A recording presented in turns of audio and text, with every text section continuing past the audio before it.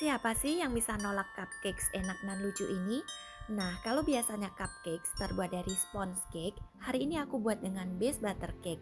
Enak juga loh karena tekstur cake-nya lembut dan ringan. Cobain yuk. Pertama, kita siapin bahannya terlebih dahulu ya. Di sini ada mentega, terigu, susu bubuk, kental manis, kuning telur, putih telur, dan juga kis gula halus dari Chef Made yang terbuat dari 100% gula pilihan tanpa campuran tepung. Untuk cara pembuatannya, pertama kali campur terlebih dahulu tepung terigu dan susu bubuk, aduk hingga rata lalu ayak hingga habis. Setelah itu sisihkan terlebih dahulu.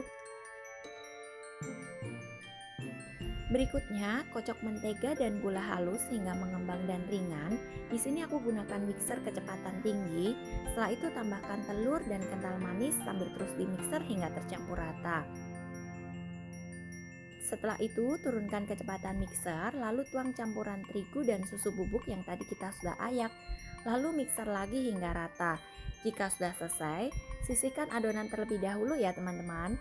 Berikutnya mixer putih telur hingga mengembang dan kaku, lalu mix dengan adonan yang pertama tadi menggunakan spatula. Nah, untuk mempermudah dalam mencampur, di sini aku gunakan teknik pancing, yaitu ambil sedikit adonan kuning lalu campur dengan kocokan putih telur, aduk sebentar hingga adonan rata.